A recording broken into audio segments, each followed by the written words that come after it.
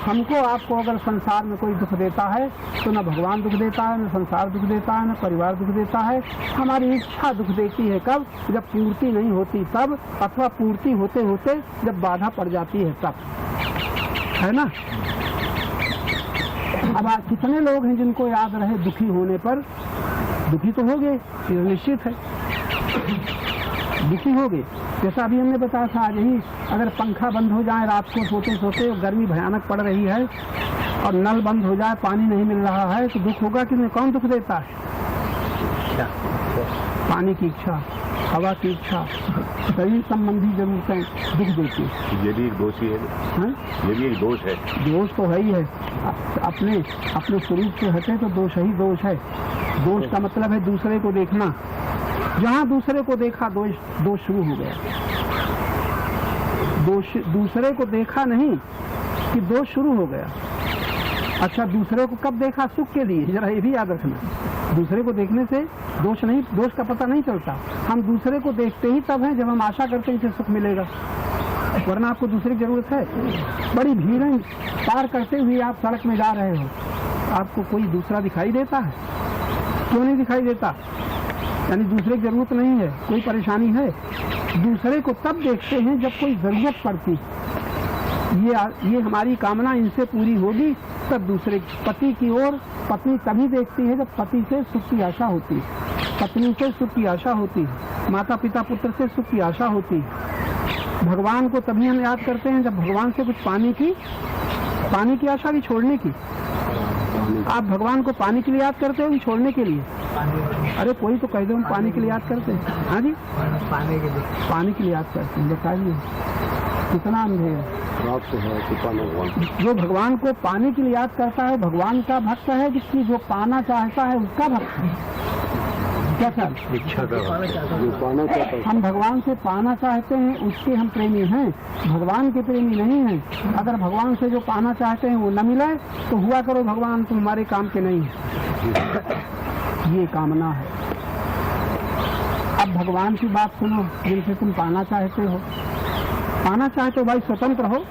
भगवान नहीं कहते तुम परतंत्र हो अपनी कामना से, और कामना न होती तो स्वतंत्र होते।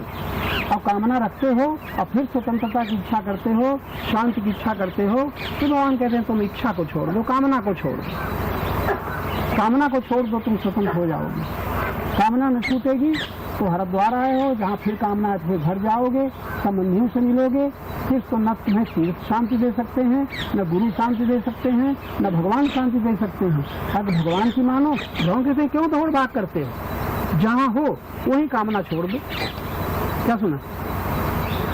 अब आप साबित करो, हमारे सामने कहो कि कामना छोड़ने पर ये बात कौन सी परेशानी होगी, कौन सा दुख रह जाएगा?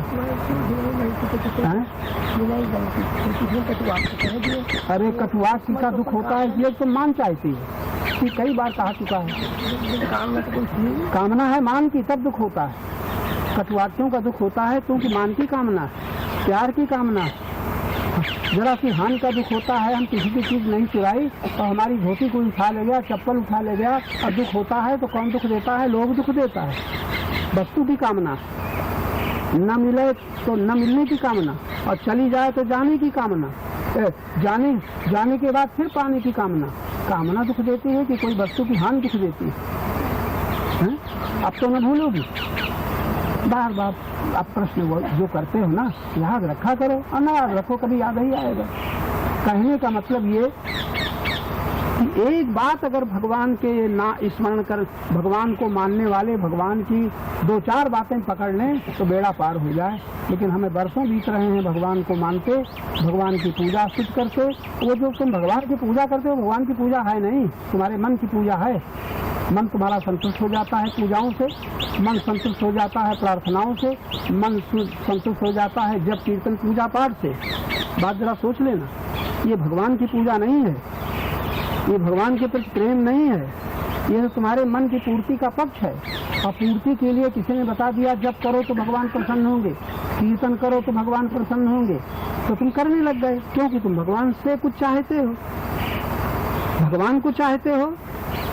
आज कह दो अच्छा हम आज से हम भगवान को चाहेंगे, है किसी की हिम्मत आज से भगवान को चाहेंगे? क्यों भाई? तुम्हारी? अच्छा, तुम भगवान को चाहोगे, भगवान को चाहोगे ना? कौन से भगवान को? अयोध्या वाले कि वृंदावन वाले?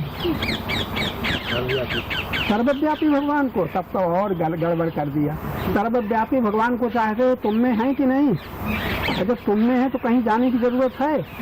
नित्य प्राप्त है ना। और तुम नित्य प्राप्त में यदि संतुष्ट रहो तो यहाँ आने की जरूरत होगी? महसूस होना। अरे बाबा, अब महसूस तो करने वाले तुम हो ना, तो बात तो तुम्हारी ऊपर आई ना। जब तुम सर्वव्यापी भगवान को कितना अनादर करते हैं पाठ करने वाले, अखंड पाठ करते साथ जले रहे, माइक लगा करके दूसरों को सोने नहीं देते, और तमाम साधु महात्मा भी उपदेश करते हैं अखंड पाठ करो, विवाह हो जाएगा, मुकदमा जीत जाओगे, ये हो जाएगा। ऐसा धोखा देते हैं पंडित लोग।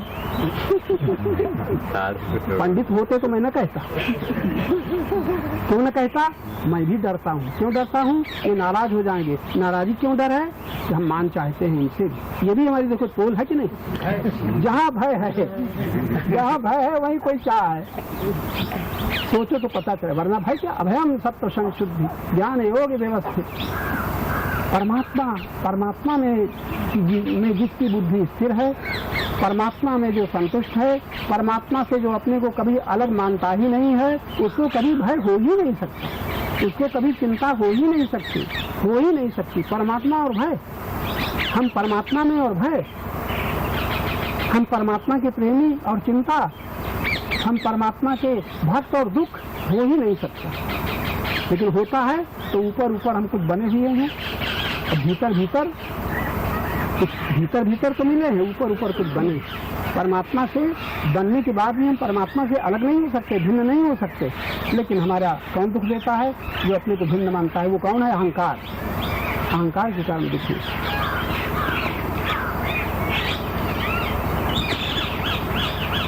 बड़ी अच्छी बात आज अभी सुनी, ज्यादा कहने पर गड़बड़ न हो जाए। जब अभी या कभी 10 बरस बाद याद रखना, जब कोई इच्छा उत्पन्न हुई तो संकल्प तुम्हारे भीतर होगा। संकल्प से तुम बच नहीं सकते। पहले इच्छा होती है। इच्छा क्यों होती है? या तो पहले का संस्कार है, या संघ के अनुसार एक इच्छा उत्पन्न हो गई है। जहाँ इच्छा उत्पन्न होगी तो क्या होगा? संकल्प होगा। संकल्प होगा तो पूर्ति का प्रयत्न चलेगा। प्रयत्न होगा तो शक्ति, संपत्ति, समय तीनों लगाने पड़ेंगे। तो लगा रहे। अच्छा, फिर क्या होगा? संकल्प की पूर्ति होगी तो क्षणिक सुख। कब तक सुख मिलेगा? जब तक दूसरा संकल्प न होगा। ये भी याद रखना। और दूसरा संकल्प कब न होगा? जब तक दूसरी इच्छा उत्पन्न न होगी। और दूसरी इच्छा कब उत्पन्न होगी? जब तुम परमात्मा से विमुख हो जाओगे, आनंद से विमुख हो जाओगे, अपने स्वरूप से बुद्धि हट जाएगी। तब ये सब दुर्दशा की यात्रा शुरू होती है। वरना हमारी दुर्दशा कोई कर नहीं सकता संसार में, हमें कोई दुख नहीं दे सकता संसार में, हमारे लिए भय का कोई स्थान भी नहीं है। कब? जब हम परमात्मा में निरंतर, अंतर नहीं, परमात्मा में निरंतर अनुभव करें। परमात्मा का नहीं। तब भगवान ने कितनी सुंदर बात है, ओमांग स्मृति नित्यशा। स्मरण शब्द आया है, न पूजा न पाठ न कीर्तन, स्मरण खाली करो। किसका? जो नित्य प्राप्त है उसका। सततम और नित्यशा, लगातार करो और नित्य करो। किसका? जो नित्य प्राप्त है। अब एक बात का पता आपको लगाना पड़ेगा, ऐसा क्या है जो नित्य प्राप्त है, इसका पता लगाना पड़ेगा। पता लगाओ सब लोग, ऐसा क्या है जो प्राप्त ही है? ऐसा क्या है जिसे आना नहीं है? ऐसा क्या है जो कभी जाता नहीं है? ऐसा क्या है जो कभी छूटता नहीं है? ऐसा क्या है जो हमें कभी छोड़ता ही नहीं है? जरा उसका पता लगाओ। अच्छा, उसका पता न लगे तो इसका पता लगाओ। ऐसा क्या है जो छूटता ही जाता है, छिनता ही जाता है, छोड़ता ही जाता है? किसी रास्ते से चलो। अगर छूटने वाले इससे चलोगे तो उसमें पहुंच जाओगे जो तुम्हें कभी छोड़ता ही नहीं है। नहीं से ये भी नहीं, ये भी नहीं, ये भी नहीं, ये भी नहीं, अगर ऐसा पता लगाओगे तो उसके जो कभी नहीं कह ही नहीं सकते, जो है ही, उसमें पहुंच जाओगे। या तो है में पहुंचकर नहीं से हटते चले जाओ, या नहीं को हटाते हटाते है में पहुंच जाओ। दो मार्ग हैं। अभी तुम कहाँ हो? जो नहीं है उसमें हो कि नहीं? तुम तो हो ही, तुम निरंतर हो, ऐसा नहीं कभी तुम ना हो। कोई ऐसा समय होता है जब तुम नहीं होते, दुखी हो, सुखी हो, जागृत, स्वप्न, सुषुप्ति, कभी ऐसा समय आता है तुम नहीं होते? तुम हरदम होते हो, लेकिन अपने को भूले हुए हो। तुम जब होते हो तो तुम वही होते हो जहाँ परमात्मा है, वही होते हो जहाँ अखंड है, अनंत है, आनंद है। लेकिन विस्मृति हो रही है। तो कितना सुंदर, कितनी सुंदर युक्ति बता दी। यो मांग स्मृत नित्यशा। आपको स्मरण निरंतर किसका आता है? जो अपना है, जिसे अपना मान लिया, जो अपनी प्रीत में रख लिया, जो अपने ज्ञान में स्वीकार कर लिया है। कई शब्द कह गए। ज्ञान में स्वीकार कर लिया है उसे तुम अपना मानते हो, प्रीत में स्वीकार कर लिया है उसे तुम अपना मानते हो कि नहीं? और उसी की याद आती है, और उसकी याद में वो भूला हुआ है जो निरंतर है। अब कैसे तुम याद करोगे? तुम पूजा कर लो, 10 माला जप लो, आरती कर लो, मंदिर चले जाओ, लेकिन वो तो भूला ही हुआ है जो निरंतर है, जिसमें अंतर है उसकी ओर भाग रहे हो। यहाँ आए हो, अंतर है कि नहीं? गुरु महाराज के दर्शन किए, अंतर है कि नहीं? मंदिर में भगवान के दर्शन किए, अंतर है कि नहीं? और निरंतर का पता, निरंतर का प्रश्न उठा। क्यों भाई, तुम लोग अंतर वाले के लिए भाग रहे हो कि निरंतर के लिए, निरंतर रहने वाले को देख रहे हो? बोलो ना। अंतर है, उसकी ओर भाग रहे हैं। इतनी उम्र बीत गई कि उसी की ओर भाग रहे हैं, उसी को पकड़ रहे हैं, उसी की सुरक्षा चाहते हैं। आपको भय क्यों होता है? चला न जाए, छूट न जाए। किसका भय होता है? जो चला ही जाएगा। किसका भय होता है? जो छूट ही जाएगा। अरे बड़ी छोटी छोटी बातें। जमीन जायदाद छोड़ो, चप्पल न कहीं चली जाए, धोती न चली जाए, साड़ी न चली जाए, कमरा कहीं न चला जाए, घर कहीं न चला जाए, जिसको देखो नाम जब चल रहा है, कीर्तन। जाने की चिंता किसकी है? विनाशी की, विनाशी की। ये हाल है हम अपने को। अरे कम से कम छोड़ो नहीं, अध्ययन तो करो अपना। तुम चिंतित क्यों होते हैं? भयभीत क्यों होते हैं? क्रोध क्यों आता है? बरसों बीत गए चिंता करते, क्रोध करते, कामना करते, बरसों बीत गए। और गीता सुनते, रामायण सुनते भी बरसों बीत रहे। अब बताओ क्या किया जाए? कौन सा उपाय है होश आवे? अब आएगा होश कि नहीं? तो इतना नशा पी लिया है कि होश ही ना आए। मोहमयी प्रमाद मदिरा मुन्मुक्त भूतम जगत। सारे जगत के भूत प्राणी मोह रूपी मदिरा को पी करके उन्मत्त हो रहे हैं। उनमें से हम लोग हैं कि और कोई?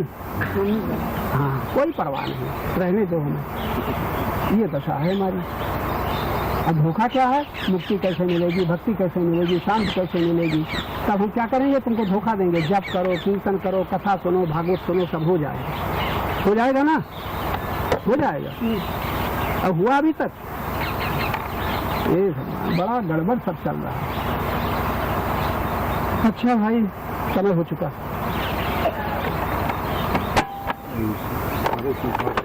के लिए याद रहेगा? आप लोग बड़ा धोखा खाते हो। अभी हम कई बार बता चुके हैं, याद नहीं रहता। काहे आए हो? आपके दर्शन के लिए। दर्शन से क्या होगा? दर्शन से क्या होगा?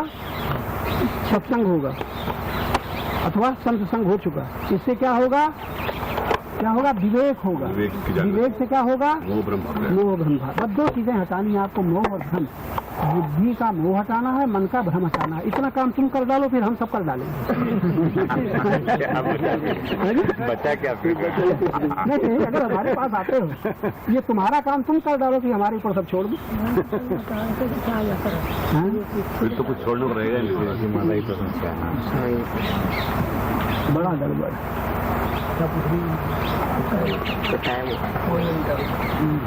अब जाओ भाई, कल से कथा में शामिल हुआ करो। आए हो, चाहे बैठे बैठे उठाओ, लेकिन शामिल हो जाया करो। पाप नहीं है। सुनना चाहिए था और वो नहीं सुना, ये पाप नहीं है।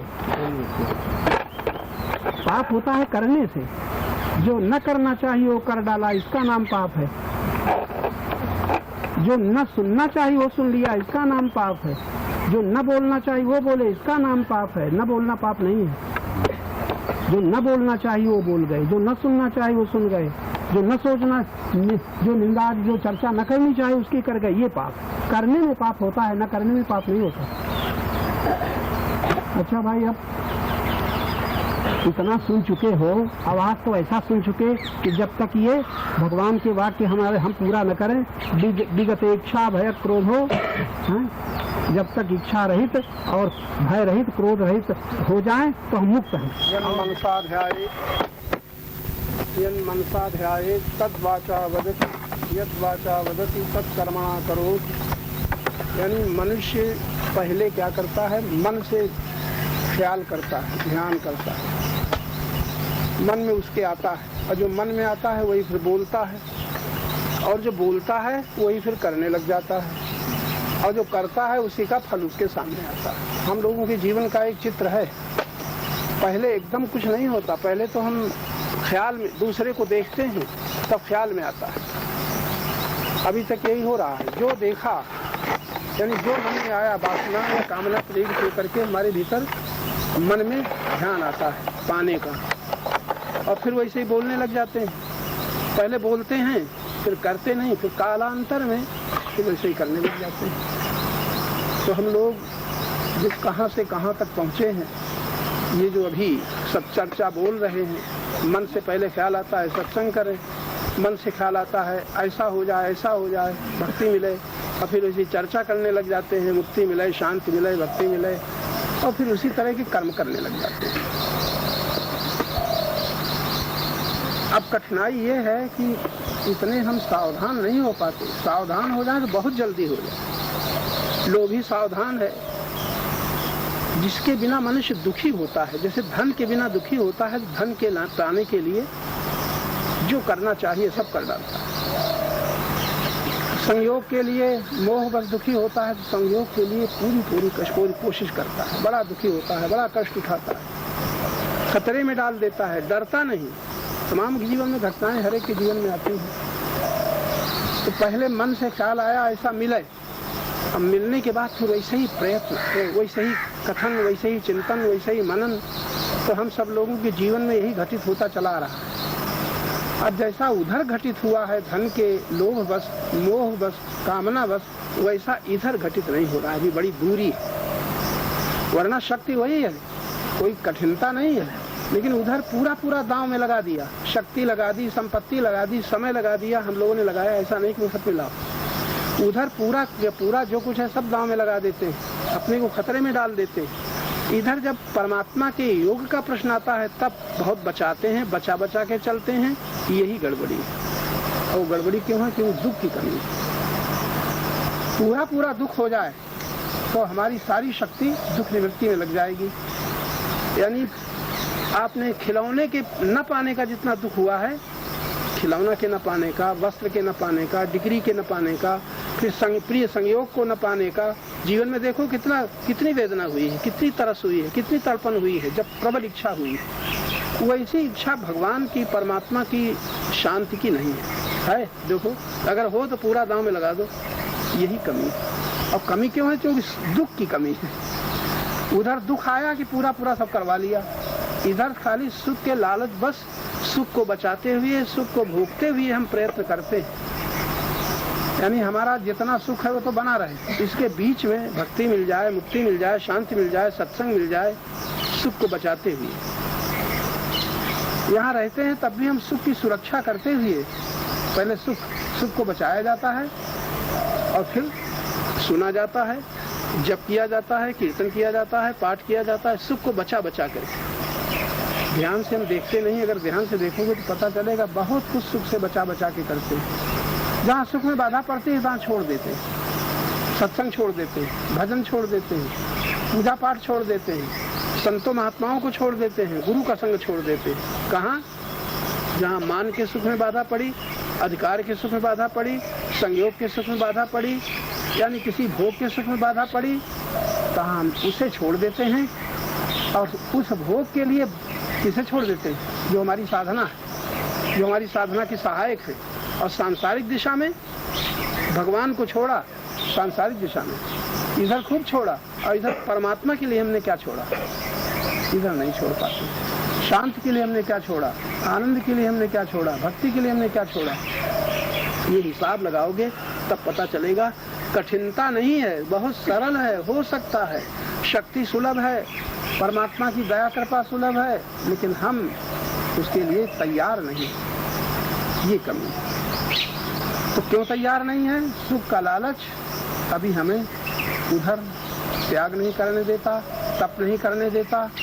सुख का लालच जो करना चाहिए वो नहीं करने देता। अब एक गुरुजनों का बड़ा अच्छा वाक्य है कि जो करना चाहिए वो हम तब कर पाएंगे, जो न करना चाहिए उसका जब त्याग करेंगे। ये बड़ी अध्ययन की चीज है।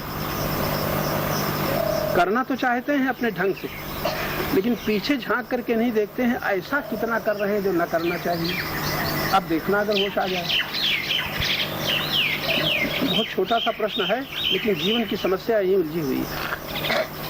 जो न करना चाहिए वो हम करते ही रहते हैं, और फिर ऊपर से ऊपर कहते हैं भजन करना है, ये करना है, ये करना है, त्याग करना है, ध्यान करना है, ऊपर और भीतर जो न करना चाहिए वो चलता ही रहता है और इसका हिसाब नहीं लगाते, इसको ध्यान से देख नहीं पाते। ये वही देख पाएगा जो गुरु की निकट रह करके, गुरु सेवा में निकट रह करके, गुरु जब विशेष कृपा करेंगे तब दिखाएंगे देखो ये न करना चाहिए तुम कर रहे हो। बल्कि दूसरों अपने साथ जिनका व्यवहार है उनकी हम झांक लेते हैं कि इनको ऐसा न करना चाहिए, इनको ऐसा न कहना चाहिए, इनको ऐसा न लेना चाहिए, इनको इस प्रकार न देना चाहिए। दूसरों की कमी को तो हम देख लेते हैं, हम जो करते हैं उसे नहीं देख पाते। कहाँ पर क्या न करना चाहिए सबको मालूम है। क्रोध न करना चाहिए, जानते हो कि नहीं? क्रोध न करना चाहिए, करना चाहिए। क्या ख्याल है आप लोगों को? न फिर भी करते हैं। लोभ न करना चाहिए, फिर भी करते हैं। मोह न करना चाहिए, फिर भी करते हैं।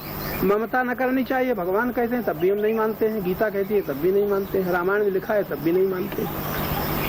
अखबार की मानते हैं जो करना चाहिए, लेकिन गीता की, रामायण की बात नहीं मानते, अभी तक नहीं मानते। ये हम लोगों के भीतर बड़ी कमी है। आप लोग उसका खुलासा करोगे तब पता चलेगा। जाने कितनी बातें ऐसी हम करते हैं जो नहीं करना चाहिए, हो जाती हैं, होती रहती हैं। शक्ति उसमें नष्ट होती रहती है, समय उसमें नष्ट होता रहता है। प्रीति हमारी उसके पीछे फंसी हुई है। ज्ञान हमारा ढका हुआ है। कई चीजें कही, ज्ञान हमारा ढका हुआ है और उसकी परवाह नहीं कि हमारा ज्ञान कहाँ ढका है। ज्ञान ढका हुआ। आवृतम ज्ञान में तेन, कैसा सुंदर निर्णय भगवान ने दिया है। ये ज्ञान आवृत हो गया है काम से, कामनाओं से, कामना वाली वस्तुओं से, कामना जिनसे पूर्ति होती उन व्यक्तियों से। क्या ढका है? कितना छोटा सा शब्द है, ज्ञान ढका हुआ है। जिस ज्ञान में हम, जिस प्रकाश में हम देख रहे हैं, देख सकते हैं, और जिस आंख से देखते हैं वो आंख ढकी हुई है। जहां हम बैठे हैं हमारी आंख के आगे क्या है? थोड़ा ध्यान देना। प्रकाश में अभी देख सकते हैं, लेकिन आंख के आगे क्या है? जो आंख के आगे है उसी से वो प्रकाश में देखना हमारा ढका हुआ है। अगर हमारी आंख के और प्रकाश के बीच में कुछ न हो, थोड़ा ध्यान दो, प्रकाश के और आंख के बीच में कुछ न हो। आंख तो देखती है और प्रकाश में देखती है, प्रकाश के बीच में कुछ है कि नहीं? ज्ञान के बीच में है कुछ कि नहीं? मोह ज्ञान के बीच में है मेरा, लोभ ज्ञान के बीच में है मेरा धन, अधिकार में ज्ञान के बीच में है मेरा पद, ज्ञान के बीच में मैं ये हूँ, तुम जानते नहीं हो और बाधा डालते हो, हमारा अपमान करते हो, हमारा सुख छीनते हो, हमारी वस्तु छीनते हो। ये क्या जो हमारी शिकायतें काहे चलती है? जिससे हमारा ज्ञान ढका हुआ है, उसी की हम चिंता करते हैं, उसी के छीनने का दुख होता है, उसी के न मिलने का दुख होता है। परमात्मा के न मिलने का दुख अभी तक नहीं हो रहा। सोच के देखो, परमात्मा नहीं मिल रहा है। मंदिर में जाते हुए, तीर्थों में जाते हुए इसका हमें दुख नहीं है, लेकिन पुत्र न मिले, पत्नी न मिले, पति न मिले, चप्पल न मिले, साड़ी जूता न मिले, तो जिसको चाहते हो पूरे हृदय से वो न मिले, तो ऐसा दुख भगवान के, परमात्मा के न मिलने का है किसी को? क्या ख्याल है आपको? बड़ी सीधी सी बात है। और वही दुख हमारे भीतर है। संसार के जाने कितने स्तर ऐसे हैं जिनके न मिलने का दुख है, लेकिन परमात्मा के न मिलने का दुख नहीं है। ये बड़ी भारी कमी। अच्छा, जिसे हम दुखदाता मान लेते हैं, दुख देने वाला, उसका छोड़ना कितना आसान हो जाता है। क्या ख्याल है? जरा सोच के देखो, जीवन दर्शन की बात है।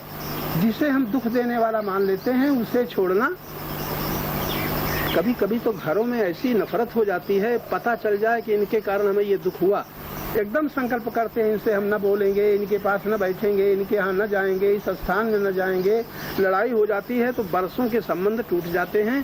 तब जब दुखदाता मालूम होता है, दुख देने वाला। तो जैसे दुख देने वाले संसार की घटनाएं हमें मालूम होती हैं, और व्यक्ति मालूम होते हैं, वस्तुएं मालूम होती हैं, उनको हमने जाने कितनी बार त्यागा है, उनसे अलग हुए हैं।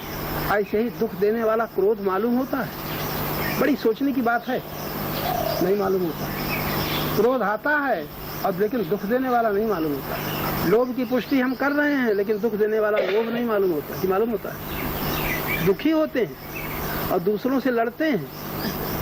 हमारी जमीन छीन ली, पैसा छीन लिया, जायदाद छीन ली, मकान छीन लिया, लड़ते कि नहीं लड़ते? सारे संसार के संघर्ष, देश व्यापी और विश्व व्यापी और समाज व्यापी जितनी लड़ाइयाँ हैं वो छीनने ही के पीछे और न मिलने ही के पीछे तो हैं। सारा संसार इच्छा द्वेष समुत्थेन द्वंद्व मोहेन भाति। भगवान ने तो एक दो वाक्यों में ऐसा जीवन का पूरा चित्र खींच दिया है, हम उस पर विचार नहीं करते। इच्छा और द्वेष अब बाद में होता है तो क्या हुआ, पहले सब कर डालो बाद में मालूम होता है, इससे क्या हुआ? बिच्छू दिखाई पड़ी और जो डंक मारा तो बाद में दुख मालूम होता है कि पहले ही से भागोगे। बिच्छू दिखाई पड़ी, अभी मारा वारा कुछ नहीं और एकदम चौंक गए, या तो उसी को मार डालोगे या फेंक दोगे। तो जो दुख दाता मालूम होता है, अभी दुख दिया नहीं। परिवार में किसी से दुख मिला, चोर से दुख मिला, चोर आता है तो चोरी करने के बाद उसको दुखदाता मानोगे कि पहले ही? जी पहले मानेंगे। चोर को दुख देने वाला माने, डाकू को दुख देने वाला माने, कोई काटने वाले को दुख देने वाला माने। घर में कोई ऐसा है कि जानते हैं ये गुस्सा होगा, ये गाली देगा और ये हमें बार बार फटकार चुका है कई बार, तो उसको दुख देने वाला माने। लेकिन क्रोध को दुख देने वाला जब क्रोध आ जाए, बक धक ले, तब माने। ये कोई योग्यता है हमारी? ये तो बड़ा गड़बड़ है। सही नहीं चलता कब आ गया, कब आ गया। अब कहे जाते हैं पता नहीं चलता कि क्रोध है, यानी है उसके अनुसार व्यवहार हो रहा है और देख नहीं रहे हैं कि हम क्या करने जा रहे हैं और क्या कैसे चले जा रहे हैं। बताइए, अब गीता रामायण सब भूल जाते हैं। ये भूल अभी तक चल रही है हम लोगों में, कौन सुधार करेगा? खैर ज्ञात हो जाए क्रोध आने वाला है। क्रोध भीतर से प्रकट होता है, बाहर से नहीं आता। अच्छा, प्रकट से प्रकट होता है तुम्हें पता नहीं चलता?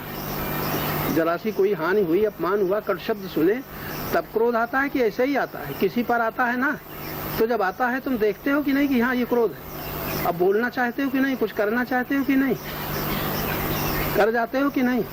जी है? कर जाते हो तो क्या दिखाई नहीं पड़ता? ये कहो हम देखते ही नहीं। ये थोड़े है कि वो दिखाई न पड़े, देखते ही नहीं। हम उसको देखते हैं जिसके कारण हमें क्रोध आया है, ऐसा कि नहीं? नहीं, क्रोध तो साफ आता है और उस पर जिसको उससे हम भिड़ते हैं, जिसके पीछे हमें क्रोध आया है। और क्रोध को नहीं देखते, उसको देखते हैं। जिसके पीछे हमारी हानि हुई है, जिसके कारण, उसको देखते हैं और लोभ को नहीं देखते। बड़ी चार बातें बड़ी सुंदर। सब दुखी होते हैं हानि से, और हानि से दुखी होने से किसको ये होश आता है कि ये लोभ हमें दुख दे रहा है?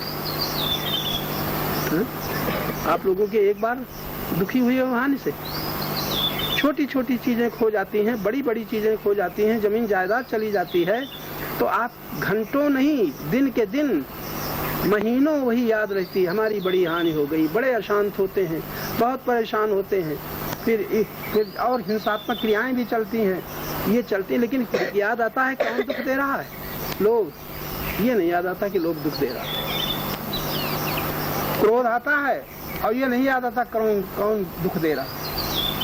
वियोग हो गया किसी प्रिय का, पत्नी का, पति का, पुत्र का, महीनों से दुखी हैं और ये नहीं याद आता दुख देने वाला मोह भीतर दुख है, ये दुख दे रहा है। न दुख देने वाला मोह याद आता है, न दुख देने वाला लोभ याद आता है, और न दुख देने वाला अभिमान याद आता है, न दुख देने वाली कामना याद आती है। याद आती है? जी नहीं आती है। बताओ क्या किया जाए? कौन हमारा सुधार करेगा? कौन हमें मुक्त कर पाएगा? हम पाठ, पूजा, यज्ञ और दान और सत्संग और व्याख्यान सब करते रहेंगे, हम ही दुखी होंगे। और जब दुखी होंगे तो भूल जाएगा क्यों दुखी हो रहे हैं, तुरंत याद आएगा इनके कारण दुखी हो रहे हैं। कितना, और हमारी ये नहीं कि हम मूर्ख हो, पढ़े लिखे हैं, हम पढ़े लिखे हैं, बहुत लोगों को समझाना जानते हैं, आप लोग भी समझाना जानते हो। लेकिन जब दुख आता है तो किस पर दुख, क्यों दुख आता है? इन्होंने हमारे साथ ऐसा किया, इन्होंने ये लिया, इन्होंने नहीं दिया। याद आता है कि नहीं? उस समय आज से भी अगर बड़ा मुश्किल है याद आना, नहीं नहीं, हम अपने, ये हमारा लोभ दुख दे रहा है। लोभ बाहर है कि भीतर? और जो धन गया है वो बाहर है कि भीतर? धन बाहर था और लोभ भीतर है।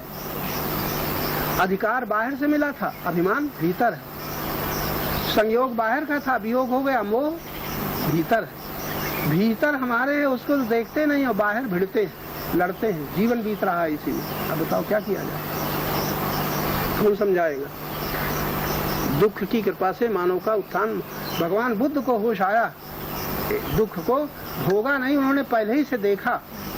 इतना राज्य था, वैभव था, महल थे, दास दासियां थी, इतने भोग सामान थे, और महाराज दुख ने उनको चैन न लेने दिया।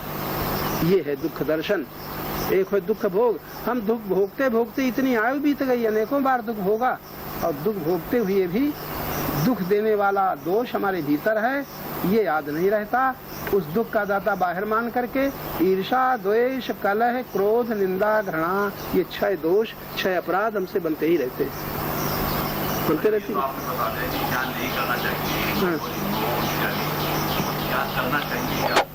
क्या करना चाहिए तो बरसों से सुन रहे हो और करते भी हो। जब भी करने लगे, कीर्तन भी करने लगे, पूजा भी करने लगे, सत्संग भी आने लगे, भागवत कथा भी सुनने लगे, सप्ताह सुनने लगे, और जो न करना चाहिए वो चल रहा है पीछे पीछे की नहीं। तो यही बड़ी विचित्र बात है, बड़ी विचित्र बात। तो वो पीछे पीछे चल रहा है। बीच से भी याद आ जाता है। बता दीजिए वो ठीक है। हाँ जी, नए सिरे से बताएं आप। नए सिरे से बताएं? आवाज हम पुराने सिरे से बता रहे हैं। अब ये नया तरीका भाई हमें बताओ कैसा होता है। ये बड़ा विचित्र। अभी तक तो ढका हुआ था, इसलिए असर नहीं हुआ। हाँ बात ठीक, ढका हुआ था क्या? ज्ञान ढका था। ज्ञान तो मौजूद है, और ज्ञान जिसे ढका है वो हमारी स्वीकृतियां हैं, हमारी मान्यताएं हैं, हमारा मोह है। माना हुआ वस्तु को मान लिया तो ज्ञान ढक गया, किससे? पदार्थों से। व्यक्ति को मान लिया तो ज्ञान ढक गया, व्यक्तियों से। अधिकार को मान लिया तो ज्ञान ढक गया, पद से। और सुख को मान लिया तो ज्ञान ढक गया, सुख देने वाली परिस्थिति से। इसलिए हमारा ज्ञान ही तो ढका है, और ज्ञान मौजूद है, ये नहीं कहीं गया। जिस ज्ञान में हम देखते हैं वो ज्ञान ढका है। अब आज इसका दुख है हमें, फिर हम वही लौटेंगे। और सबका दुख है, लेकिन इसका दुख नहीं कि हमारा ज्ञान ढका है। वस्तु के जाने का दुख है, वियोग का दुख है, हानि का दुख है, अपमान का दुख है, जाने कितने दुख हैं। और हम दुखी क्यों रहे हैं? क्योंकि हमारा ज्ञान ढका है। उसमें कहाँ याद आती है? इतनी उम्र बीत गई, जब हम दुखी होते हैं तो कुछ उस समय याद आता है ज्ञान ढका है, हम सही देख नहीं पा रहे, वरना हमें कोई संसार में दुख दे नहीं सकता। परमात्मा के पास दुख है ही नहीं, देगा कहाँ से? और संसार तो जड़ है, वो दुख कहाँ से देगा? प्रकृति में भी दुख नहीं है, वो कहाँ से देगा? दुख तो हम ज्ञान ढका है इसलिए मान लेते हैं, वरना का उनको सुख दुख कर दाता। कितनी बार चौपाई पढ़ी है, लेकिन आज तक हमें सुख देने वाला भी दिखाई देता है, सुख देने वाला भी दिखाई देता है, दुख देने वाला भी दिखाई देता है ना। और अब भी सुनने के बाद मौके पर याद न रहेगा, सुख देने वाला दिखाई पड़ेगा और हम भूल जाएंगे, नहीं ये सुख देने वाला ये नहीं है, सुख हमने मान लिया है। दुख देने वाला है नहीं, ये मान लिया है, ये याद नहीं रहे। 2 शब्द हैं सिर्फ, मान लिया है वरना दुख होता ही नहीं, मान लिया है वरना सुख होता ही नहीं। आपने ये चर्चा सुनने में सुख माना है कि है नहीं? जरा गहराई से देखो इसमें क्या सुख है। और कोई ऐसे व्यक्ति को बुला लाओ जो सुनना न चाहता हो तो उसको सुख होगा? नहीं है, नहीं, सुख है ही नहीं।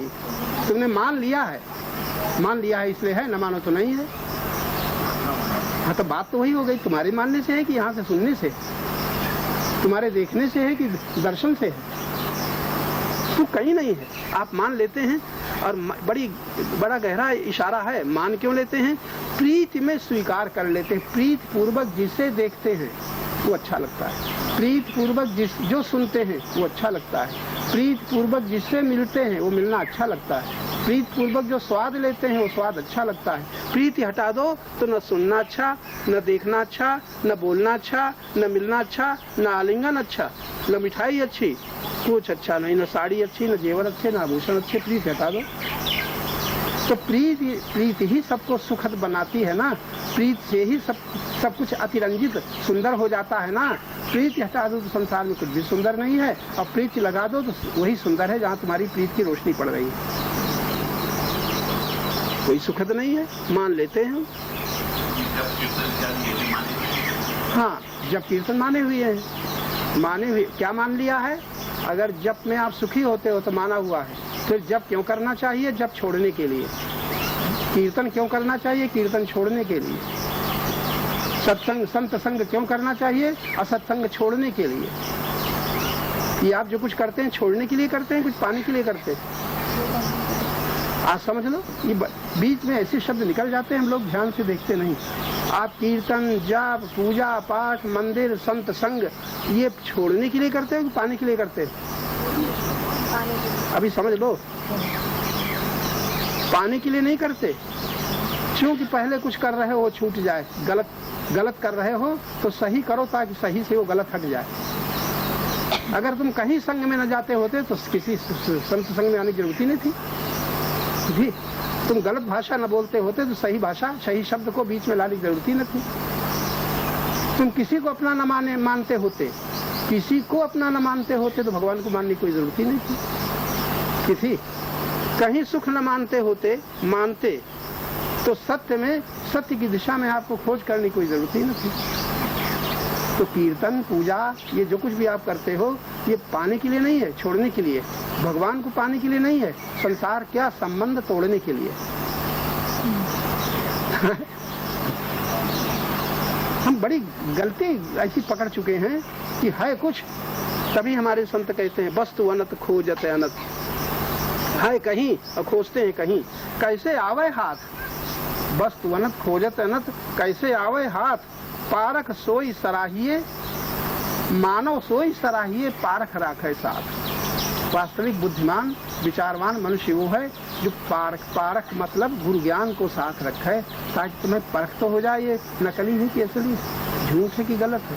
अभी तो व्यवहारिक जीवन में छोटी छोटी बातें हम नहीं समझ पाते कि नकली है कि असली है, सत्य है कि झूठ है। बहुत लंबी लिस्ट है इसकी। व्यवहारिक जीवन में आप जो कुछ मान लेते हैं, कई महात्मा मान लिया, ये न सोचा महात्मा के लक्षण घटित होते हैं कि नहीं होते। कहीं दुष्ट मान लिया, चोर मान लिया, ये न देखा कि इसमें सचमुच घटित होते हैं कि नहीं। अपने को मान लिया है कि अपने को जाना है, एक प्रश्न है। अपने को मान लिया, अब सबसे पहला प्रश्न तो यही है, अपने को मानते हो तो यहीं से भूल की जड़ है ये। अब तुम कुछ भी करो, जो अपने को मानता है जानता नहीं और दूसरे के जानने का दावा करता है, कितना गलत है। शक्ति और योग्यता सब कुछ खर्च हो रही है। ये बड़ी छोटी छोटी भूलें हैं। मानते कहीं कुछ कितने धोखा खाते हैं। एक माता जी यहाँ बैठी है, कहने लगी एक साधु आया और कहा हम कई दिन से हमारा जब छूट गया है, माला नहीं है। और बेचारी बड़ी प्रभावित हो गई और प्रभावित होकर को माला के रुपए दे दिए। उसने खरीदा और खरीद करके लौट करके फिर वो बेच दिया उसी दुकान में कम दामों में। अब ये क्या है, तुमने मान लिया, जाना नहीं। कोई कहता हम अमुक जगह जाएंगे, हमें किराया चाहिए, वृंदावन जाएंगे, बद्रीनाथ जाएंगे। आपने कहा मान लिया कि जरूर जाएगा और वहाँ वो न गया न आया, जाया न जाए, आप अपना प्रभावित हो जाते हैं। इस तरह क्या है, हमारी बुद्धि की जड़ता में हमें पता नहीं चलता, गुरु ज्ञान में हम देखना नहीं जानते, ऐसे सब चलता रहता है। जीवन बीत गया इसी भूल में। लगना भी तो मुश्किल है। नहीं, मुश्किल तो नहीं है, आपकी बुद्धि सूक्ष्म हो जाएगी तो पता बढ़ी। आँख ठीक है तो पता लगना मुश्किल है, आँख ठीक नहीं है, आँख के ऊपर पर्दा है, कहीं लोभ का, कहीं मोह का, कहीं अभिमान का। वो पर्दा आँख ठीक काम नहीं करती, बुद्धि रूपी आँख ठीक काम नहीं करती, प्रभावित हो जाते हैं हम। अगर हम कहीं प्रभावित न हो, प्रभावित ये शब्द बड़ा अच्छा है, यानी किसी काम पर प्रभाव पड़ गया तो हम गलत है, बड़ी ऊंची चीज है।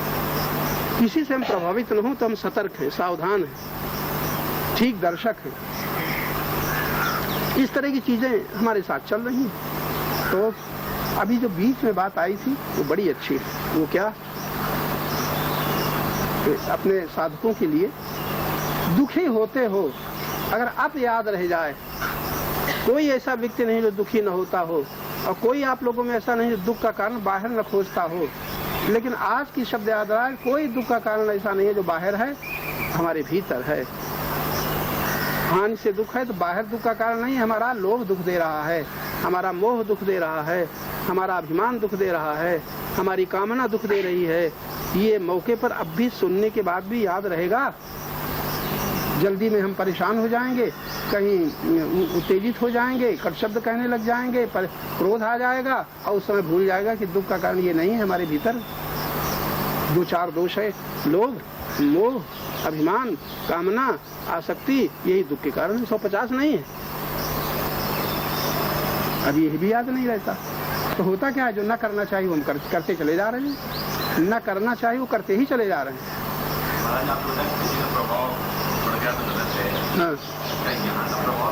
हाँ, यहाँ का प्रभाव आप पर पड़ा तो गलत है। यहाँ का प्रभाव क्या पड़ा, आपने जो सुना, तो जो सुना तो किसके प्रभाव को स्वीकार करते हो, ये अमुक व्यक्ति, अमुक महात्मा, अमुक संत बोल रहे हैं, बड़ा अच्छा बोलते हैं, अमुक व्यक्ति बड़ी अच्छी रामायण कहते हैं, अमुक व्यक्ति बड़ी अच्छी भागवत कहते हैं, तो कहने वाले, बोलने वाले का प्रभाव पड़ा।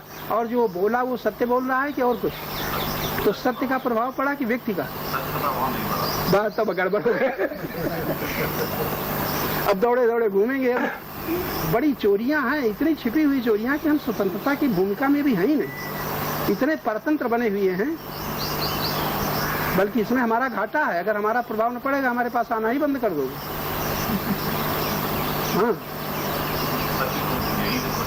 हाँ, पता तो चलेगा, बात ठीक, तो कहीं गड़बड़ न करना, आते रहना।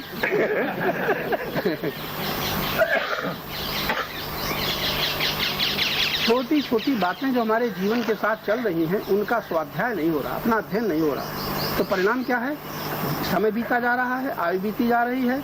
और हमारे भगवान कहते हैं, मृत्यु के पहले प्राक शरीर विमोक्षणात्, काम, क्रोध, लोभ के वेगों को, इनके जो वेग आते हैं, जो हमारी शक्ति को चौपट कर देते हैं, हमें बहिर्मुख बना देते हैं, हमें किसी का दास बना देते हैं, इन वेगों को तुम रोक लो शरीर छूटने के पहले। ये है विजय। बाहर के शत्रुओं पर विजय प्राप्त की विजय नहीं है, ये तो बहुत छोटी बात है। अंतर के शत्रुओं पर हम विजय प्राप्त कर लें तो हमारी जो शक्ति पशु नष्ट कर रहा है, राक्षस नष्ट कर रहा है, दानव नष्ट कर रहा है, उससे हम मुक्त हो सकते हैं। इसकी हमें चिंता नहीं, इसका हमें दुख भी नहीं, ये गड़बड़ी। अब अगर बार बार याद आ जाए, बहुत सावधान बुद्धि से सुन रहे हो, तो जब दुख आवे तुरंत दुखदाता बाहर न मानो, दुखदाता लोभ है। हानि से दुखी हो तो लोभ, अपमान से दुखी हो तो अभिमान, वियोग से दुखी हो तो मोह, और कमी से दुखी हो, न इच्छा पूर्ति न होने से दुखी हो तो काम। इतने दोष हैं, 150 नहीं। तब क्या करोगे, तब फिर अपनी ओर लौटोगे। अपनी ओर लौटोगे तो आपका जो कर्म बन जाता है दूसरों से संघर्ष में, वो कर्म न बनेगा जिसका परिणाम आगे चल करके हर एक आदमी को भोगना पड़ रहा है। पहले कर्म बने हैं, आज भी हम भोग रहे हैं, आगे बनेंगे, आगे भी भोगेंगे। इस भोग से हम बच सकते हैं कब, जब दूसरे को न देख करके अपने ऊपर दृष्टि रखे, तब। ये बड़ी सरल युक्ति है। द्वेष इसलिए होता है कि हम इच्छा करते हैं। जरा सोचो, हम इच्छा न करें धन की, मान की, बड़े मकान की, मोटर की, कार की, पड़ोसी कार बहुत बढ़िया आ गई, पड़ोसी का मकान बड़ा अच्छा बन गया, तो द्वेष होगा कि नहीं?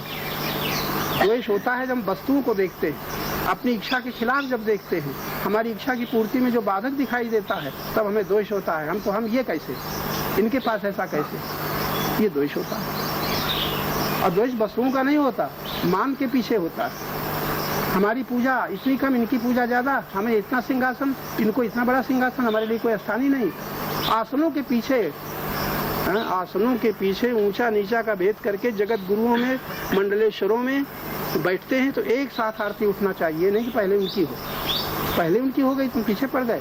अगर 10 मंडलेश्वर की 10 महंतों की पूजा करना है, 10 आदमी आरती लेके बैठे, एक साथ उठाएंगे, ताकि भेद ना जाए कि उनकी पहले हमारी पीछे। बताइए, इतनी दरिद्रता अहंकार में है, क्या कहा जाए।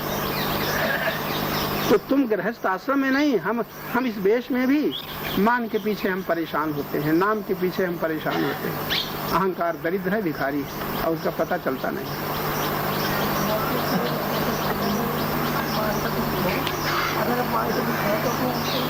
अभिमान है, मान न चाहो तो अपमान का दुख न होगा। हम कह रहे बड़ी बेवकूफ हो, तो तुम्हें दुख होगा? नहीं होगा। क्यों? अभिमान नहीं चाहते इसलिए दुख न होगा।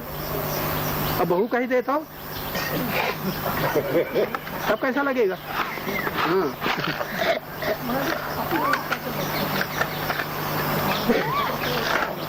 अभिमान को छोड़ो, मान मत चाहो। तुम चाहो नहीं, तुम्हें कोई दुख दे नहीं सकता। चाहोगे तो तुम्हें दुख होगा ही। सहजम कर्म से क्या सहजम कर्म जो तुम्हें प्रयत्न न करना पड़े, सहज बन जाए। जैसे हिंदी बोलते हुए सहज है कि कठिन है? अभी तो बोले, हिंदी बोलना कठिन है कि फारसी? तो जिसका तुम्हें अभ्यास हो गया है। अच्छा, क्रोध कठिन है कि क्षमा? लेना कठिन है कि देना? जिसका हमें अभ्यास हो गया है वो हमारे लिए सहज कर्म। पाप हमारे लिए सहज है लेकिन पुण्य कठिन है। कैसे ही जब इसका अभ्यास हो जाएगा तो पुण्य हमारे लिए सहज हो गया, पाप कठिन हो जाएगा। और सहज कर्म जो परमात्मा से संबंधित हो, क्योंकि परमात्मा से संबंधित कर्म में हमें किसी की अपेक्षा नहीं है। जरा ये बड़ी लंबी बात है। सहज कर्म हुआ, सहज कर्म तुम्हारे लिए वही है जिसका तुम्हें अभ्यास हो गया है। इसकी पहला अर्थ तो ये है, जिसका अभ्यास हो गया है वो सहज है कि नहीं। अब आपने सोचा कि अभ्यास जो हो गया है वो गलत है कि सही है जी?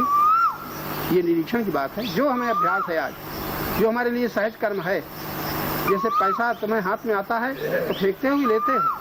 और जब देने की नियत होती है तो बहुत सोचते हो। तो लेना सहज है कि देना? अभी सहज कर्म हो गया। इसी प्रकार एक ऐसा समय आएगा कि परमात्मा नित्य प्राप्त है। हाँ? हम परमात्मा से बिल्कुल मिले हुए चेतन स्वरूप हैं, ये सहज हो जाएगा। तब फिर ये जितना ये साधन भजन ये क्रियाएं हैं ये सब दूर हो जाएंगे। ये सहज नहीं हो पा रहा है। परमात्मा से नित्य संबंध है वो सहज नहीं हो पा रहा है। और जो संसार का संबंध टूट जाएगा वो सहज है कि कठिन? जानते हैं छूट जाएगा, उसको पकड़े बैठे हैं, छूट न जाए, ऐसा न हो जाए। अब देखो, जो कठिन है उसको सहज बना लिया है, वियोग होगा कि नहीं? वो मेरे हैं मेरे हैं, ये मेरे कहना आपके लिए सहज है कि कठिन? सहज है। अब परमात्मा मिला तब पता चले क्या है, वो बहुत कठिन है। तो सहज कर्म वही है जिसका हमें अभ्यास हो गया है। अच्छा भाई, हाँ? सहजावस्था वही है जिसके लिए किसी की अपेक्षा न हो। जैसे आंख ने आप देखा तो ये सहज की कठिन? स्वाभाविक जो हो जाता है, जिसके लिए आप प्रयत्न नहीं करते हैं वो सहज है, और जिसके लिए आपको प्रयत्न करना पड़ता है वो सहज नहीं है। तो सहजावस्था वही है जिसके बिना प्रयत्न के जो सुलभ हो, बिना प्रयत्न के जो आपके साथ हो, वो सहज है। अब एक बात सोचो, परमात्मा की चेतन स्वरूप आत्मा सहज है कि कठिन? कब ऐसा क्षण है जब चेतन प्राप्त न हो? ये सहज है कि कठिन? और जो भी संयोग प्राप्त होता है वो दूर का होता है, कठिन होता है कि सहज? जो दूर का है वो हमें सहज मालूम होता है, और जो सहज है उसका पता भी नहीं चलता है। बड़ी उल्टी बातें हैं। जो देखना चाहिए वो ध्यान से देखते ही नहीं है, और समय बीता चला जा रहा है। तो बीच में आधी बात हमने कही थी, शरीर छूटने के पहले जो कर लोगे वो दूसरे जन्म में तुम्हारा सहायक होगा, और नहीं दोष न मिटेंगे। फिर आयु बितानी पड़ेगी 14 साल, फिर 21 साल तक पढ़ना पड़ेगा, डिग्री हासिल करनी पड़ेगी, वासनाएं जगेंगी, कामनाएं जगेंगी। पहले का जो छोड़ा था वहाँ से शुरू हो जाएगा। फिर अगर कहीं सत्संग मिल गया फिर यही कहेगा, और फिर तुम हाय हाय करो, क्या बताऊँ, क्रोध नहीं छूटता, मोह नहीं छूटता, लोभ नहीं छूटता। इसे शरीर के रहते रहते इनको छोड़ सको तब तो मुक्ति सुलभ है, नहीं तो नहीं। इसकी हम परवाह नहीं करते क्योंकि हम दोषों से दुखी नहीं होते। अभी हमारे ही भीतर जागृति हो तो हो जाए तो कोई रोकने वाला नहीं। बुद्धि और चेतना, इसको महत्त्व कहते हैं। महत्त्व और चेतन के योग से अहम स्फुरण होता है। उस अहम स्फुरण में, अहम स्फुरण जब मन को पकड़ता है और मन इंद्रियों को पकड़ती हैं, इंद्रियां संसार को पकड़ती हैं, यही ऊपर से नीचे की ओर गति। इस गति में उतर करके दुष्परिणाम भोग करके अगर कोई शांति, आनंद और मुक्ति चाहता हो, इतना ही साधन है, चाहे थोड़ी देर करो, चाहे बहुत देर करो, चाहे सदा करो। इंद्रियों को विषयों से हटा लो।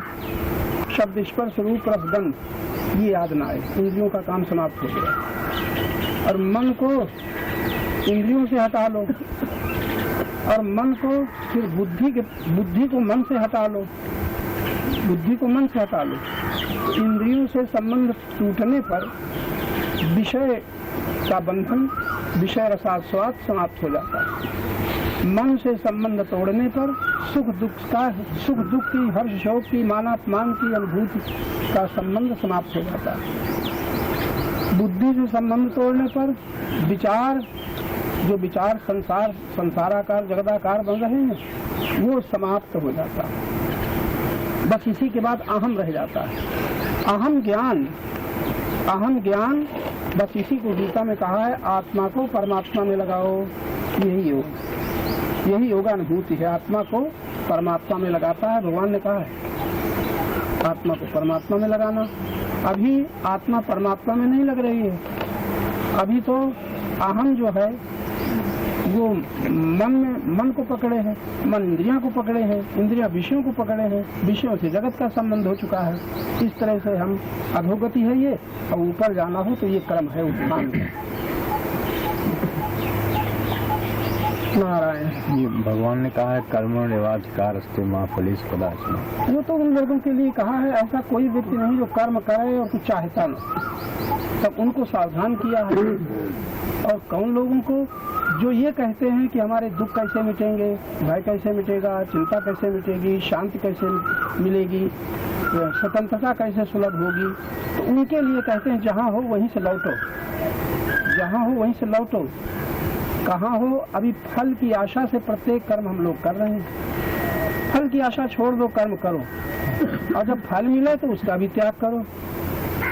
ये किसके लिए कहा जा रहा है? जो कहता है परमात्मा परम शांत परमानंद की प्राप्ति कैसे होगी, उससे कहा जा रहा है तुम फल की इच्छा क्यों करते हैं? परमात्मा कोई फल तो नहीं है, वो तो आनंद स्वरूप है। वो तो इंद्रियों को विषयों से हटाने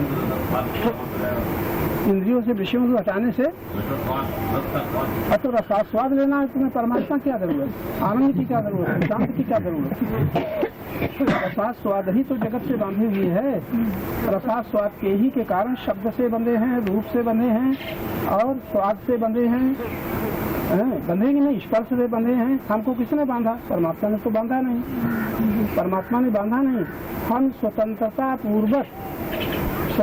पूर्वक अपने से भिन्न में हम सुख चाहते हैं, बस यहीं से हम बंध गए। अगर हम किसी से कुछ नहीं चाहते हैं, संसार हमें कभी नहीं बांध सकता, संसार हमें कभी दुख नहीं दे सकता, कभी हमें अशांति नहीं हो सकती। एक ही बात है, अगर हम किसी से कुछ नहीं चाहते हैं। इसीलिए आनंद तो सबको सुलभ है, इसी को स्वाधीन प्रसन्नता कहते हैं। आज हम इतने भी सावधान नहीं हैं कि हम अपनी प्रसन्नता कितनी छोटी छोटी बातों में निर्भर कर देते हैं। थोड़ा ध्यान दो, हम लोग जितने लोग बैठे हैं, सवेरे से नींद खुली, अब हमारी प्रसन्नता कहाँ निर्भर है? कहीं न कहीं कुछ देखने में, कुछ सुनने में, किसी से मिलने में, कहीं न कहीं प्रसन्नता निर्भर है। यही प्रसन्नता हमें पराधीन बना देती है। मांग है स्वाधीनता की और हम हो रहे हैं पराधीन। बड़ा छोटा सा वाक्य हम विचार नहीं करते, क्योंकि बुद्धि इतनी जड़ है, और बुद्धि जड़ता के कारण जो यथार्थ दर्शन है वो नहीं कर पाती। यथार्थ दर्शन वो नहीं कर पाती, जैसा देखना चाहे वो नहीं देख पाती। इसीलिए वशिष्ठ जी ने भगवान को सावधान किया है, जिनकी बुद्धि दृष्टि नहीं, उनको तो अंधे ही समझो। जहाँ विचार नहीं है परिणाम का, जहाँ विवेक नहीं है सत का, जड़ चेतन का, नित्य नित्य का, उनको तो दो आंखें के खुले होने पर भी अंधा ही समझो। तो कुछ अंधे वो देखते तो नहीं, पकड़े हुए हैं। हम लोग बाल्यकाल से पकड़ते चले आ रहे हैं, मेरा मेरा मेरा। कहीं सुख पकड़ लिया, और सुख पकड़ लिया दुख के साथ है। कहीं सम्मान पकड़ लिया तो अपमान के साथ है। कहीं शरीर पकड़ लिया तो विनाश उसके साथ है। कौन बच सकता है?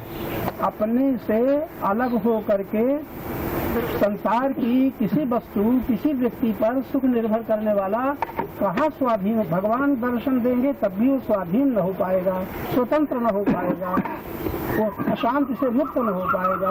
वही हम लोगों का हाल है। हमको किसी ने पराधीन बनाया नहीं, हम स्वयं पराधीन हो गए हैं। कब? अपने को भूल करके। अपनी महिमा को भूल करके, अपने स्वरूप को भूल करके हम पराधीन हो रहे हैं। मौज है हमारी। अब दुख की, जब चाहते हैं सुख अब आता है दुख, चाहते हैं संयोग होता है वियोग, चाहते हैं लाभ होती है हानि, चाहते हैं युवावस्था होता है बुढ़ापा, चाहते हैं सदा रहने वाला और दुख मिलता है न रहने वाला। अब क्या करें? यही है प्राकृतिक विधान, बड़ा मंगलमय है। प्रकृति अहम अणु को, चिद अणु को, चैतन्य रूपी अणु को प्रकृति से लिपट गया। वो प्रकृति मानो जबरदस्ती ढकेल रही है पूर्णता की ओर। आज हम जाने हजारों जन्मों के बाद यहाँ आए हैं, जब अपनी चर्चा सुन रहे हैं। ये अपनी चर्चा है, अपनी बात सुन रहे हैं। अपनी बात तो सुन रहे हैं, लेकिन अभी हमारा पर से संबंध नहीं टूटा है। बात तो सुनते हैं अपनी, सुनते ही नहीं, अपनी सुनते हैं। तब अपनी बात सुनने में क्या लगता है? ये देह, ये इंद्रियां, ये विषय, ये मन, ये सुख दुख, कहाँ बुद्धि से विचार कर पाते हैं? बुद्धि नहीं है, तो बुद्धि न होने के कारण जो देखना चाहिए वो नहीं देख पाते, जो पकड़ना चाहिए न पकड़ना चाहिए वो हम पकड़े हुए। जहाँ मेरा कहा हम पकड़ लिया। आज तक मेरा हमारा छूटा, मेरा हमारा छूटा। कितनी गीता सुनी, कितनी भागवत सुनी, कितनी बार रामायण पढ़ी, गुरु के संग में बैठे, मेरा अभी तक नहीं छूट रहा है। अब बताओ कौन मुक्त करेगा? कोई मुक्त नहीं करेगा। मेरा जितनी देर मेरा छोड़ दे हम मुक्त हो जाएंगे, चाहे घंटा भर, चाहे एक दिन, और चाहे महीना भर, और चाहे पूरा जीवन। मेरा छूट जाए हम मुक्त हो गए, और मेरा आ गया हम बंधन में पड़ गए। कितनी सरल मुक्ति, वो सोचो आप लोग। छूटता नहीं कि छोड़ते नहीं। कौन वस्तु तुम्हें पकड़े? तुम वस्तु को पकड़े हो कि वस्तु तुम्हें पकड़े है? तुम मेरा तन कहते हो कि तन भी कहता है हम तुम्हारे। तुम कपड़ों को मेरा कहते हो, कपड़े कहते हैं हम तुम्हारे। तुम मकान भून भवन को कहते हो कि मकान भून भवन कहते हैं हम तुम्हारे। कोई कहीं से आवाज आती है? एक बात तुम कह सकते हो कि पुत्र कहता है हम तुम्हारे पुत्र हैं।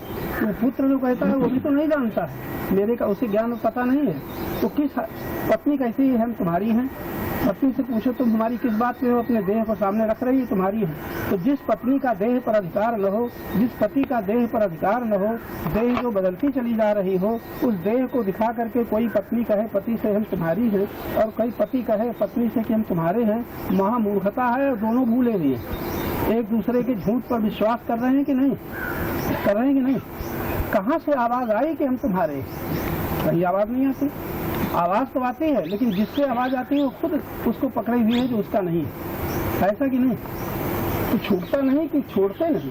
ये आसक्ति के कारण नहीं छूटते। अरे भाई मेरा कहा नहीं कि शक्ति हो गई, आसक्ति हो गई। मेरा कहा नहीं कि चाहे जितना हम ज्ञान की बातें सुने, भागवत गीता सुने, ये मेरा जब तक न छूटेगा तब तक ममेति परमं दुखम निर्ममेति परम सुखम। इसे बाहर कुछ नहीं त्याग करना। घर का त्यागी त्यागी न होगा, धन का त्यागी त्यागी न होगा, परिवार छोड़ करके हिमालय गुफा में जाने वाला भी त्यागी न होगा। त्यागी तो वही होगा जो अपना कुछ नहीं मानता, अपना कुछ। निर्ममो निरहंकारा। जब ममता न रहेगी तो अहंकार रहित हो जाएगा। बड़ा छोटा सा शब्द भगवान का है। ममता रहते अहं के आकार से हम रहित नहीं हो सकते।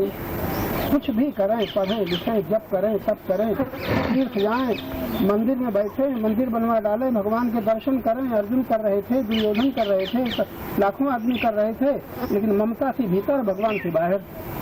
भगवान का ज्ञान घुस रहा था। निर्ममो निरहंकारा। जब ममता न रहेगी तब आकार समाप्त हो जाएंगे। कितना सरल उपाय है।